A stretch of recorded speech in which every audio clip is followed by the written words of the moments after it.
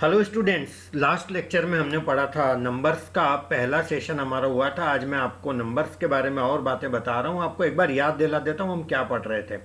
Right, point suppose करिए एक number है 5.3872 और 72 के ऊपर बार लगा हुआ है और इसको हमको लिखना है पी बाई क्यू के फॉर्म में। तो कैसा लिखेंगे, याद आया आपको?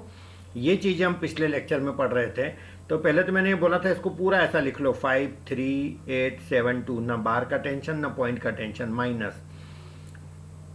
अब आप सिर्फ बार वाले पार्ट को छोड़ के लिख लो तो ये मेरा बना 538 होल डिवाइडेड बाय 2 डिजिट पे बार है तो 2 बार 9 आएगा और पॉइंट के बाद 2 डिजिट पे बार नहीं है तो 2 जीरो आएंगे। आपको याद आया?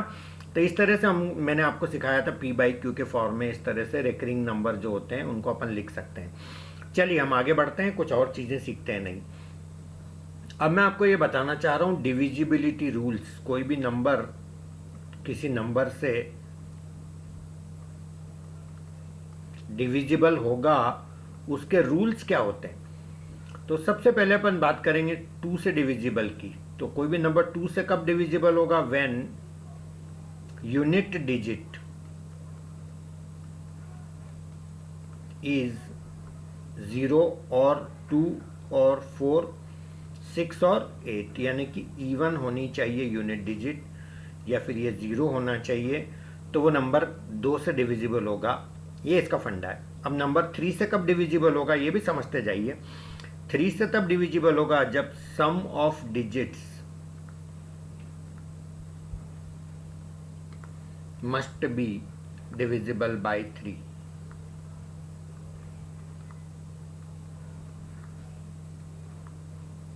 Is that clear? इसका छोटा सा एग्जांपल भी ले लेते हैं। जैसे एक नंबर है, सपोज करिए 1 2 3 123। अब इसके डिजिट का सम करें तो 1 + 2 3 + 3 6। क्या 6 से 3 से डिविजिबल है? यस है। तो इसका मतलब ये ओरिजिनल नंबर भी किससे डिविजिबल है? 3 से डिविजिबल है। 4 का रूल बता देता हूं मैं। Last 2 digit number, last 2 digit number must be divisible by 4.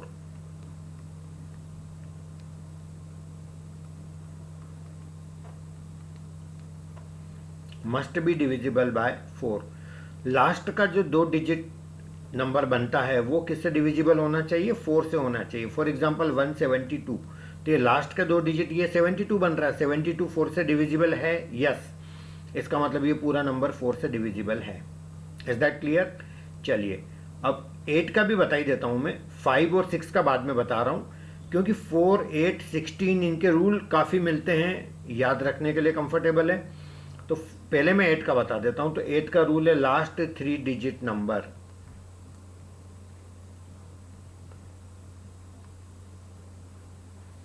Must be divisible bye 8। Right, इसका भी एक एग्जांपल ले लेते हैं। जैसे मान लीजिए एक नंबर है आपका 1 2 देन 800। अब लास्ट के 3 डिजिट नंबर 800 है। क्या ये 800 8 से डिविजिबल है? यस है। तो ये पूरा नंबर भी किससे डिविजिबल होगा? 8 से डिविजिबल होगा। आगे बढ़ते हैं। 16 का रूल, 16 से डिविजिबल कोई नंबर कब होगा? Last 4 digit number must be divisible by 16। Last के 4 डिजिट से जो नंबर बनता है यदि वो 16 से डिविजिबल है तो आपका ओरिजिनल नंबर किससे डिविजिबल होगा? 16 से डिविजिबल होगा। मैं एक नंबर लेता हूँ 2 7 5 4 0 0 3 2। अब ये देखा जाए तो इतना बड़ा नंबर है तो बड़े आराम से चेक हो रहा है क्योंकि लास्ट के 4 डिजिट से क्या बन रहा है मेरा? ये बन रहा है 0032 यानी 32। ये मेरा 16 से डिविजिबल है, इसका मतलब मेरा ओरिजिनल नंबर 16 से डिविजिबल होगा। Is that clear? चलिए आगे बढ़ते हैं। 5 का क्या रूल है? Unit digit must be 0/5। Last unit digit यानी लास्ट डिजिट 0 होएगा तो भी चलेगा, 5 होएगा तो भी चलेगा। दोनों ही केस में हम बोलेंगे कि नंबर हमारा 5 से डिविजिबल होगा। चलिए 6 का क्या रूल है, नंबर डिविजिबल बाय 2 and 3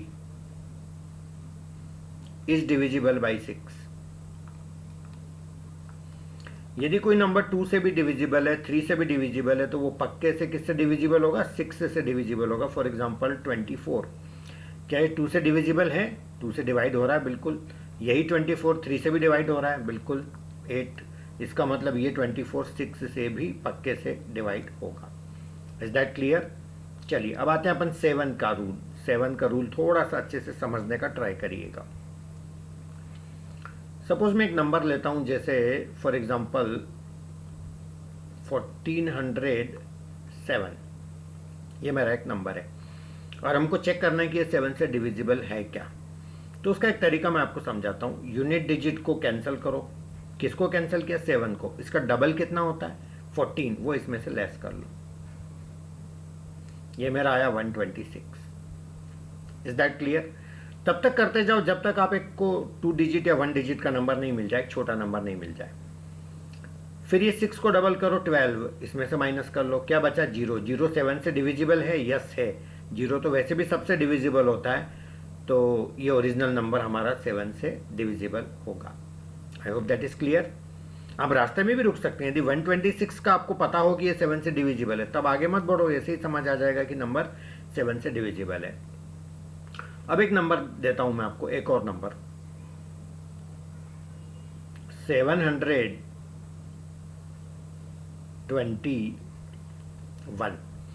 अब सपोज करो ये पता करना है ये 7 से डिविजिबल है क्या। अब ये 1 को काटा मैंने, डबल माइनस करा, 70।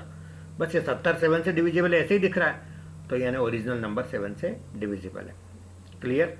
अब यहाँ पर एक बड़ा नंबर देता हूँ मैं आपको, 1 2 3 1 0 2 3 1 2 1 2। इतना बड़ा नंबर है, ये पता करना है कि ये 7 से डिविजिबल है क्या। राइट? अब इतने बड़े नंबर में आप ये वाला मेथड लगाओगे कि ये डबल कर करके माइनस करोगे, तो ये बहुत लेंदी हो जाएगा, टाइम ज़्यादा खाएगा। मैं एक नया मेथड और बता देता हूँ। Is that clear? चलिए अब यहाँ पर 3 के पेयर बना लो। इस तरफ से बनाना है, ये 3 का पेयर, ये 3 का पेयर, और ये आपका बस लास्ट में जो बच जाए। राइट? इसके नीचे लिखो ए, फिर बी, फिर ए, फिर बी। ये जितने ए वाले हैं उन सबको ऐड कर लो। तो ये एक तो 231 है, और एक मेरा ए वाला ये है 12, ऐड करा तो ये मेरा आया ऐसा। अब जितने बी वाले हैं उन सबको भी ऐड कर लो। तो ये मेरा 310 और ये मेरा 212, तो ये मेरा बनेगा 225 अब बड़े में से छोटे को, इनका डिफरेंस ले लो, यानी बड़े में से छोटे को माइनस कर लो। 522 में से 243 गया, 9 यहाँ आएगा, यहाँ 7 आएगा, या 2 आएगा, तब ये बना मेरा 279। अब यदि मेरा ये 279 7 से डिविजिबल है, तो मेरा ये ओरिजिनल नंबर भी किससे डिविजिबल है, 7 से डिविजिबल है। अब आप बोलोगे सर ये 279 का कैसा पता करें, तो ये उधर वाला मेथड लगा दो जो पहले सिखाया था। अब तो छोटा नंबर आ गया है। ये क्या सिखाया था मैंने, 9 का डबल 18, माइनस करो, कितना आया 9। क्या ये 9 7 से डिविजिबल है, नहीं। इसका मतलब ओरिजिनल नंबर भी 7 से डिविजिबल नहीं है। ये मेथड होता है 7 से डिविजिबिलिटी चेक करने का। Is that clear? कोई प्रॉब्लम तो नहीं? चलिए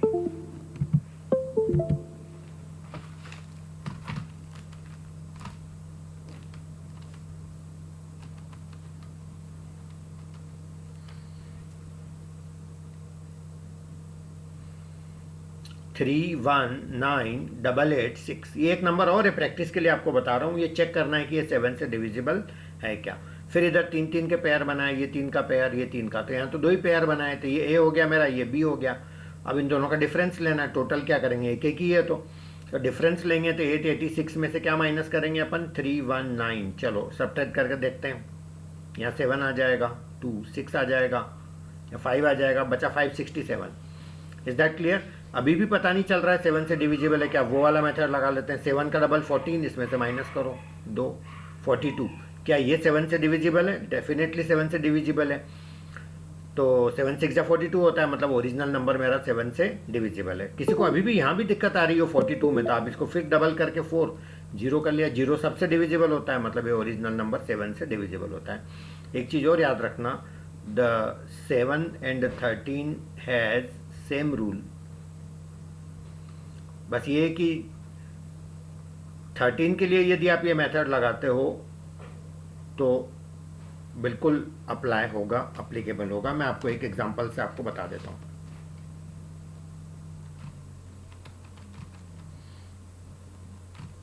वन 16055, सपोज एक नंबर लिया मैंने 16055। ये चेक करना मेरे को ये नंबर 13 से डिविजिबल है क्या। तो सबसे पहले 3 के पेयर बनाएंगे, तो ये एक पेयर बन गया 3 का। अब ये बच गया, ये मेरा ए, ये मेरा बी, डिफरेंस ले लें तो ये मेरा 55 हो गया, ये मेरा 16 हो गया है ना। ये 055 है तो इसको 55 ही लिख लिया मैंने, ये 16 है मेरा, तो ये डिफरेंस हो गया मेरा, ये 9, ये 39। क्या 39 13 से डिविजिबल है? यस है। इसका मतलब ओरिजिनल नंबर भी 13 से डिविजिबल है। कोई प्रॉब्लम तो नहीं। चलिए आगे बढ़ते हैं। हाँ, यहाँ पे वो मत लगाना, वो डबल करके माइनस करने वाला, वो 13 में एप्लीकेबल नहीं है, तो उसका रूल अलग है। यहाँ पर उसका मेथड तो है, उसका भी रूल है। मैं आपको बता देता हूँ उसका रूल क्या है। जैसे ये 117 है, ये छोटा नंबर है। अब इसमें 3 के पेयर इतना बनाना नहीं है अपने को, इतना बड़ा है नहीं नंबर ये। अब सपोज करो इसमें हमको चेक करना है कि ये नंबर 13 से डिविजिबल है क्या। तो इसमें वो मत करना कि इस नंबर को डबल करके माइनस कर रहे हैं, आप इसका 4 गुना करो, यहाँ लिखो, और माइनस नहीं करना, आपकी बार प्लस करना है ना। इसका 4 टाइम्स प्लस करना था। 8 + 1 कितना हो गया? 9, 2 + 1 3, 39। क्या ये 13 से डिविजिबल है? यस। तो ये मेरा नंबर भी किससे डिविजिबल होगा? 13 से डिविजिबल होगा। Is that clear? चलिए आगे बढ़ते हैं। मैंने आपको डिविजिबिलिटी किस किस की बता दी। मैंने आपको बता दिया 2 का बता दिया, 3 हो गया, 4 हो गया, 5 हो गया, 6 हो गया, 7 हो गया, 8 हो गया। अब चलते हैं 9 का डिविजिबिलिटी रूल। राइट, जैसा 3 का होता है वैसा ही 9 का होता है। There is no change. Sum of digits must be divisible by 9. Sum of digits must be divisible by 9.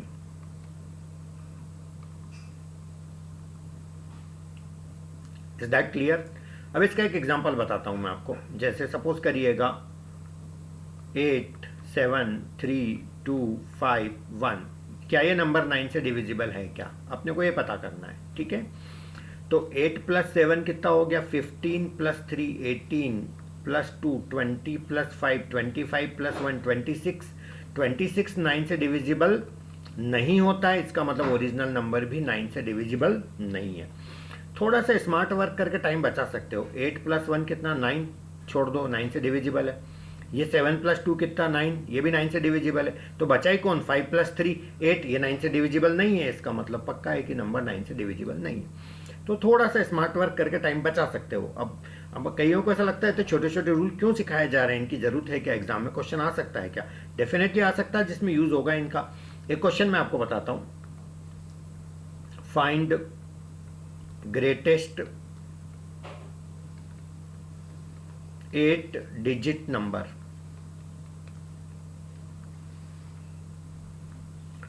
whose digits are different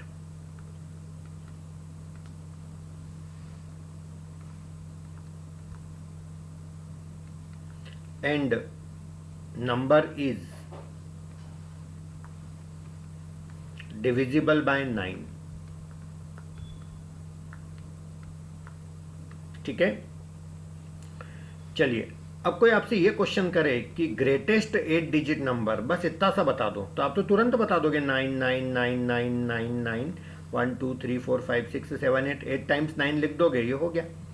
अब उन्होंने बोला है कि हुज डिजिट से डिफरेंट, यदि इतना सा और बोल दे साथ में कि डिजिट भी अलग अलग होने चाहिए, तो भी आप बता दोगे 9 8 7 6 5 4 3 1 2 3 4 5 6 7 8 हो गए ना 8 डिजिट नंबर। आपकी बात डिजिट भी मेरे अलग अलग हो गए। अब यदि क्वेश्चन में ऐसा पूछा जाए कि ग्रेटेस्ट 8 डिजिट नंबर भी चाहिए, डिजिट भी डिफरेंट चाहिए, और नंबर किससे डिविजिबल होना चाहिए? 9 से। अपन देखते हैं इसके डिजिट अलग अलग है, 9 से डिविजिबल है क्या। Let us check. तो ये 9 है, तो ये तो खुद ही डिविजिबल है। अलग अलग टोटली क्यों करें, मैंने जो ट्रिक सिखाई थी वही कर लेते हैं। 5 + 4 9, छोड़ दो, यहाँ का भी कोई पंगा नहीं, ये भी गया, ये 9 भी गया, चलो अब ये 6 और ये 3, ये टोटल भी 9 हो गया, कोई प्रॉब्लम नहीं है। ये वाला 7 और ये वाला 2 टोटल, ये भी 9 हो गया। तो बचा कौन? 8 बच गया। ये 9 से डिविजिबल नहीं है, इसका मतलब ये तो मेरा आंसर नहीं हो सकता। तो आंसर क्या होगा? बड़ा अच्छा क्वेश्चन है ये, बड़ा इंटरेस्टिंग है। जब जब भी किसी से आप पूछोगे तो इसका आंसर आपको सब अलग अलग देंगे और बहुत सारे लोग गलत आंसर देते हैं। मैं आपको बताता हूँ इसका अप्रोच क्या है और कैसे करना, फास्ट तरीका आंसर लाने का। कितने डिजिट का नंबर चाहिए? 8। 1 2 3 4 5 6 7 8। अच्छा, सबसे बड़ा नंबर चाहिए तो यहाँ सबसे बड़ा लेना चाहिए और सबसे छोटा नंबर यहाँ लेना चाहिए अपने को, तभी तो नंबर सबसे बड़ा बनेगा। टॉप लेफ्ट में सबसे बड़ा और टॉप राइट में सबसे छोटा। अब देखो 9 और 0 का टोटल कितना होता है? 9 है ना। यहाँ मैं 8 ले लेता हूँ और यहाँ 1 ले लेता हूँ, फिर से मेरा ये टोटल कितना आ गया? 9। यहाँ मैं 7 ले लेता हूँ, यहाँ पे 2 ले लेता हूँ, फिर मेरा टोटल ये 9 आ गया। यानी मैं नंबर को 9 से डिविजिबल भी बनाता जा रहा हूँ और साथ में मैं नंबर भी फाइंड आउट करता जा रहा हूँ। तो ये मैंने 6 लिया तो यहाँ मेरा 3, यानी इधर से अपन लेंगे तो बड़ा और इधर से लेंगे तो छोटा। डिफरेंट भी आ गए सारे नंबर, इससे बड़ा कोई नंबर हो ही नहीं सकता। सो माई आंसर इज 9 8 7 6 3 2 1 0। ये मेरा नंबर सबसे बड़ा 8 डिजिट का, जो किससे डिविजिबल है? 9 से डिविजिबल है। Is that clear? तो ये बहुत छोटे छोटे छोटे छोटे कॉन्सेप्ट याद करिएगा। चलिए 9 का हो गया। 10 का क्या रूल है? सब जानते होंगे, last digit unit digit must be 0, that's it.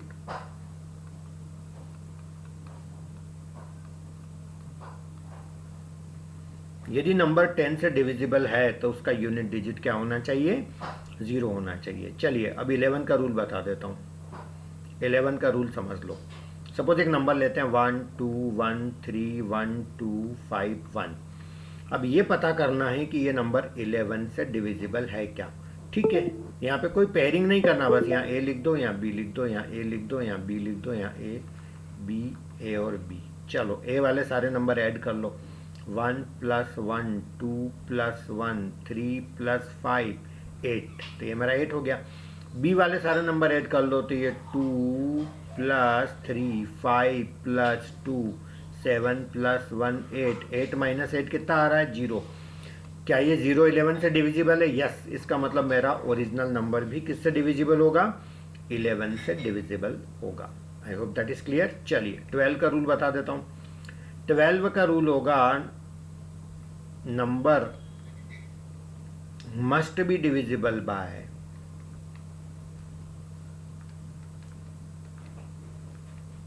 3 and 4। 3 और 4 दोनों से डिविजिबल है तो वो नंबर पक्के से किससे डिविजिबल होगा? 12 से डिविजिबल होगा। 13 का डिविजिबिलिटी रूल मैं आपको बता चुका था पहले, है ना।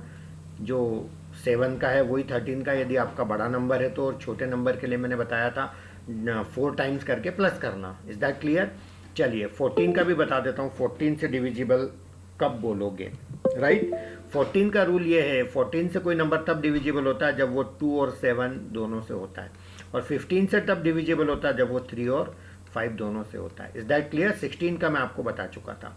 तो दिस इज इनफ। इतने आपने यदि सीख लिए तो आपका कोई काम में प्रॉब्लम नहीं आएगी, आप प्रॉब्लम सॉल्व कर पाएंगे।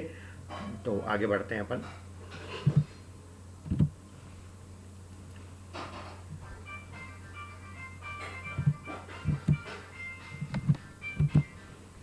चलिए आगे बढ़ते हैं।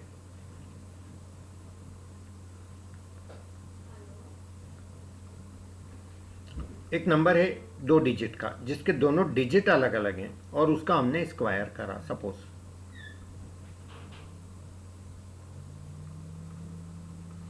तो ये एक 3 डिजिट का नंबर आया।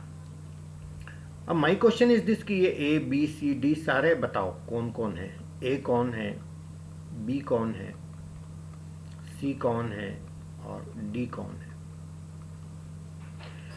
इस प्रॉब्लम को सॉल्व करवाने से पहले मैं आपको एक छोटा सा कॉन्सेप्ट बता देता हूं, याद रखिएगा ऑलवेज। परफेक्ट स्क्वायर नंबर्स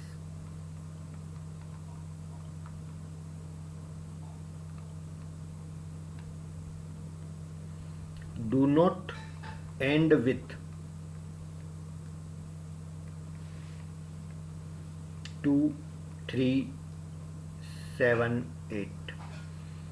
ये कभी unit digit perfect square number में नहीं आते हैं। इतनी बात समझ आ गई आपको? चलिए आगे बढ़ते हैं।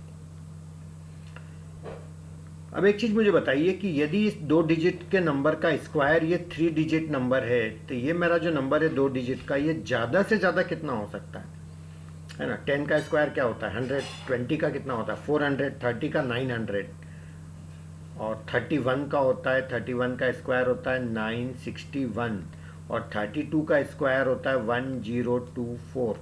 Is that clear. ये 4 डिजिट का नंबर है, जबकि ये मेरा 3 डिजिट का नंबर है। मतलब पक्का हो गया मेरा नंबर 32 या उससे बड़ा तो नहीं है। मतलब पक्का है कि ये जो मेरा 2 डिजिट का नंबर है ये 10 से स्टार्ट होके 31 के बीच में ही कहीं न कहीं है। इसका मतलब ये हुआ कि ये पक्का हो गया कि ये जो मेरा ए है ये ज़्यादा से ज़्यादा 3 हो सकता है, उससे कम 2 हो सकता है, और उससे कम 1 हो सकता है। बात समझ आ रही। क्योंकि मेरा नंबर ही जब 31 से नीचे है तो ये 1 2 3 के अलावा कोई नहीं हो सकता। यहाँ जो मेरा ए लिखा है यही मेरा ए यहाँ एंड में आ रहा है। इसका मतलब ये ए भी मेरा क्या हो सकता है, या तो 3 होगा या 2 होगा या 1 होगा। ये भी तो वही ए है। अच्छा, ये परफेक्ट स्क्वायर नंबर है, किसी का स्क्वायर है, तो इसका एंड मेरा 2 से नहीं हो सकता, इसका एंड मेरा 3 से भी नहीं हो सकता है, अभी भी बता दिया मैंने। तो पक्का हो गया मेरा ए का वैल्यू कितना है 1। इसका मतलब इतना तो पता चल गया कि ए 1 है, बी पता नहीं क्या है, स्क्वायर कर रहे हैं, सी और डी 2 नंबर आ रहे हैं, और लास्ट में क्या आ रहा है 1 आ रहा है। इतना क्लू मिलने के बाद तो शायद चीज़ें आसान हो जाएगी। यदि मैं बी को 1 लेता हूँ, अब मेरा लास्ट में 1 कब आएगा, 11 का स्क्वायर होता है 121 है ना, और 1 कब आएगा, 19 का स्क्वायर होता है 361। अब क्या मेरा नंबर 11 हो सकता है, नहीं, क्योंकि यहाँ ए था और यहाँ बी था, क्वेश्चन में दोनों अलग अलग नंबर है। 11 लेता हूँ तो ये दोनों बराबर हो जाएंगे। इसका मतलब 1 नहीं होगा, हमारा आंसर होगा 19 का स्क्वायर, जो कि होता है मेरा 361। Is that clear. तो ये मेरा ये सेम यहाँ पर भी आ गया, और ये मेरा पूरा प्रॉब्लम भी सॉल्व हो गया। तो मेरा जो ए है वो 1 बना, मेरा जो बी है वो 9 बना, जो मेरा सी है वो कितना बन गया मेरा 3, और जो मेरा डी है वो मेरा बन गया 6। तो ये लॉजिकली समझ के क्वेश्चंस को सॉल्व करना चाहिए। I hope that is clear. चलिए आगे बढ़ते हैं।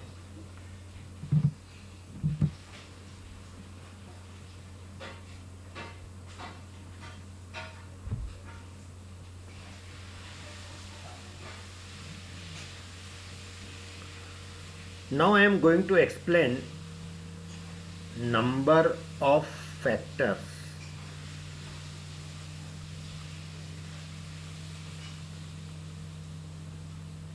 of a number। किसी नंबर के नंबर ऑफ फैक्टर्स निकालने हो तो उसको करने का क्या तरीका है।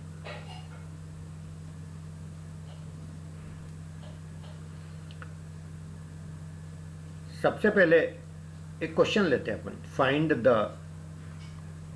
Number of factors of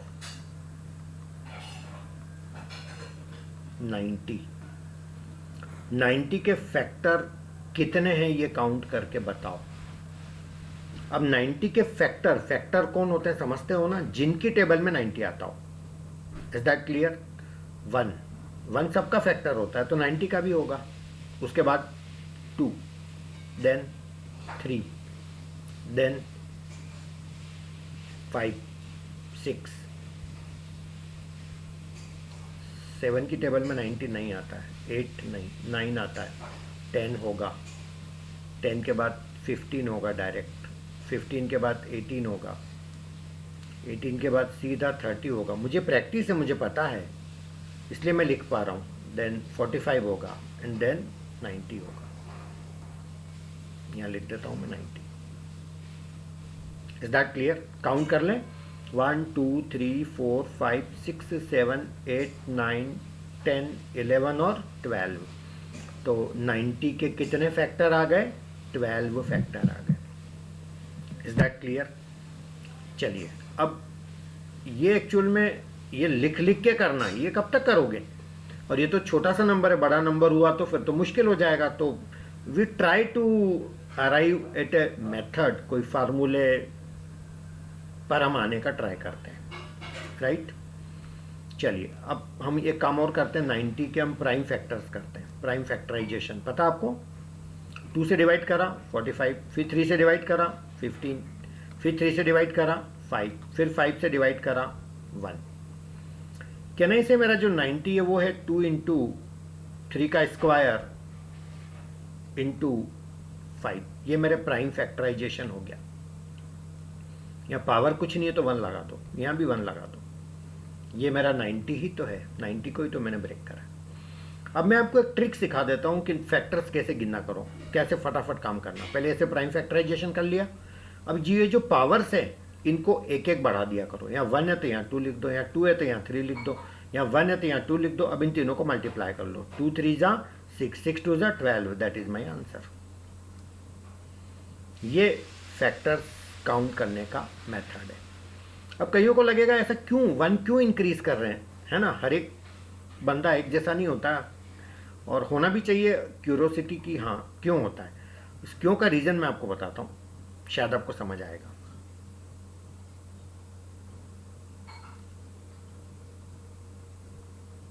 to का पावर 0, 2 का पावर 1, ये 3 पे 2 पावर है ना, तो मैं ऐसा लिख रहा हूँ यहाँ 3 power 0, 3 power 1, 3 power 2, then 5 power 0, 5 power 1। मतलब मैंने 0 से स्टार्ट करके हर एक की लाइन बना दी, और ये जो पावर है मैं उससे आगे नहीं गया, बस ये 2 है तो 2 तक गया, 1 है तो 1 तक गया। अब मेरे को एक चीज़ बताओ, आप इनमें से कोई भी एक नंबर ले लो, इनमें से कोई भी एक नंबर ले लो, और इनमें से कोई भी एक नंबर ले लो, और सोच के देख लो, डेफिनेटली ये 90 से डिविजिबल होगा, क्योंकि इन पावर से कम ही तो लिया मैंने, एट द मोस्ट मैंने पावर ही तो लिया है। Yes no. जैसे एग्जांपल, कई लोग बोलते हैं सर हम तो सारे 0 ले लें, तो हाँ तो ले लो, 2 power 0, 3 power 0, 5 power 0, anything power 0 1, 1 into 1 into 1 1, 1 तो सबसे डिविजिबल है, तो आ गया ना फैक्टर। Is that clear. इसका मतलब ये हुआ कि ये चीज़ मैं 2 तरह से चूज कर सकता हूँ, ये चीज़ मैं 3 तरह से चूज कर सकता हूँ, और ये चीज़ मैं 2 तरह से चूज कर सकता हूँ, तो अल्टीमेटली वही तो आ रहा मेरा 12। और यहाँ एक ज़्यादा इसीलिए तो करते हैं क्योंकि यहाँ पावर 1 है तो ये 1 के साथ 0, यहाँ 2 है तो 1 2 के साथ ये 0, एक 0 की वजह से एक बढ़ाना पड़ता है, तो ऐसा अपन इसको कर सकते हैं। Is that clear. चलिए नेक्स्ट एक और फंडा मैं आपको बताऊंगा यहाँ पर।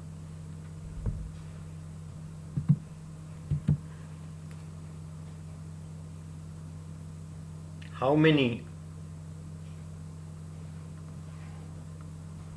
Pairs has product 90।